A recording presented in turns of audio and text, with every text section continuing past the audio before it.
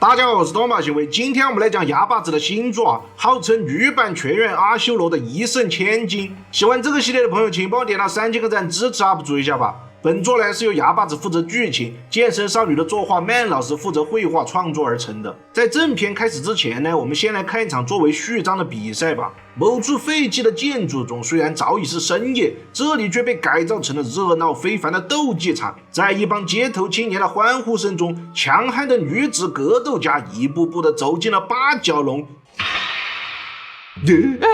我靠！且不说这身肌肉化的属实有点抽象啊，这奇葩的发型和睾酮素超标的面容，眼前这个人真的是个女子格斗家吗？没有错啊，此人名叫东条兰，曾经是表世界的拳击王者。之前呢，因为在比赛中犯规而引发了暴力事件，被驱逐出了拳击界啊。看着赛场上霸气十足的东条，观众席里的一个女人却做出了相当普通的评价。这个东条嘛还不错吧，估计也就是那种能够轻松打败混混的水平吧。在打电话的这名病气女子，正是这家女子格斗联盟的承办者天马希望。她似乎一直在四处搜寻像东条这种有实力的格斗家。而现在主持人将要介绍今晚的主角，她是团体中横空出世的新人王，被称为革命级的天才美少女本乡基奈。虽然欢呼声震天啊，但这位更是离谱到家了啊！这瘦弱的体型，如果不看运动服的话，根本就是个普通的高中生嘛。发型还留着非常碍事的粉色刘海，瞳孔中居然闪烁着星河啊！您就是那个我推的女子格斗家吧？东条的教练还在提醒他，对面的这个小姑娘可是目前3战全胜的大热门哦。而东条早已露出了独步那种不屑的神情，说道：“他妈的，还真是被看扁了！人家东条根本就没有把基奈放在眼里啊，他只在乎那天价的500万元优胜奖金。东条完全是把这个小小的格斗团体当做了垫脚石啊，他想通过此战在里格斗界打响名气，然后去更大的团体赚更多的钱呐。接下来呢，这场类似综合格斗的无限制比赛马上就要开始了。双方除了武器之外几乎没有禁忌，对体重的限制也是完全没有。基奈的体重只有最轻的草量级，而东条的体重已经达到了最重的羽量级。这种体格差距巨大的比赛就算是泰森来了，估计也不敢轻易接受吧。东条轻蔑地对基奈说着各种挑衅的话语，后者却只是从纯真的脸颊下露出了一丝阴冷的气息，说道：“太慢了。”东条一时间还以为自己听错了，不过还没等他仔细琢磨，比赛铃声就已经准备要敲响了。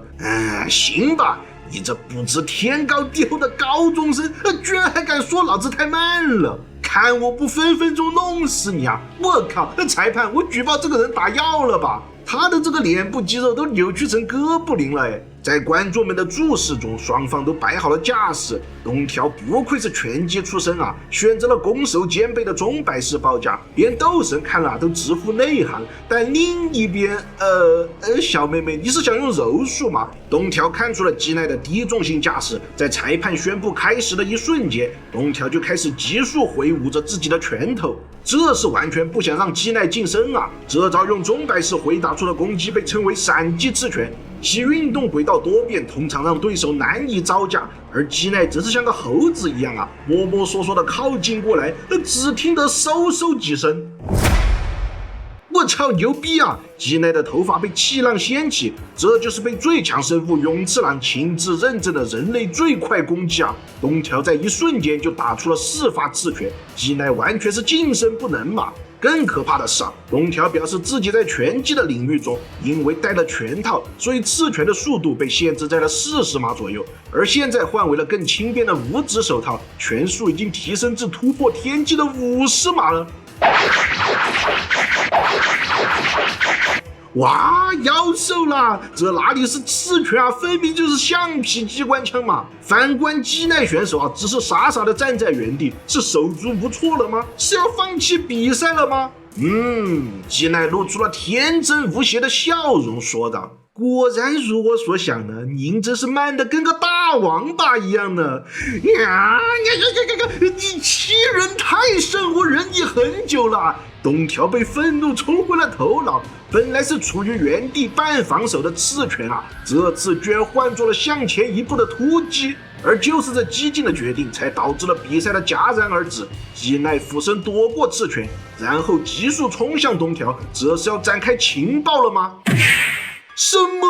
居然是重拳啊！基奈的手臂宛如蟒蛇一般，和东条的刺拳形成了交叉之势，后者的脑袋遭受冲击，连颈椎都好像快被折断了一样啊！天才少女仅用了一发反击拳，就让前任女拳王败下阵来。所谓的革命就是打破人们固有的认知。看着倒地不起、颧骨严重凹陷的东条，裁判惊慌之余又急忙宣布道：“这就是革命技的魅力啊！胜利是属于我们可爱又充满元气的基奈美眉啊！她又一次在赛场上捍卫了革命宣言，豪取4连胜。”好吧，虽然比赛是这样获胜了，但后台的气氛却有些压抑。基奈看着主办方天马，有些不解地问道：“我这不是赢了比赛吗？你的表情怎么跟死了老妈一样啊？”哎呀，生意人的事情你自然是不懂的了。天马经营的这个里格斗团体名为战乙女，